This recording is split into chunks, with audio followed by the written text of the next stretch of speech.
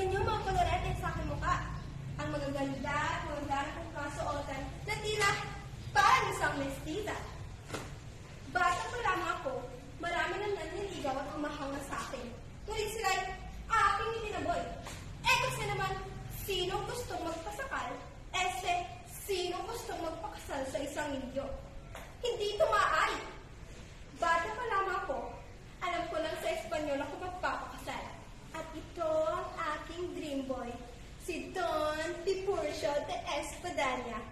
At alam niyo ba, na magpatanong ko sa bahay ng isang Alvarez, nagkataong naroon si Doña Consolacion at abay, bigla ba na magsimang dumula sa harapan ko? Naku, walang modo.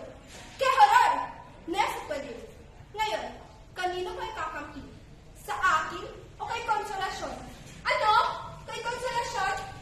Sige, magsama-sama na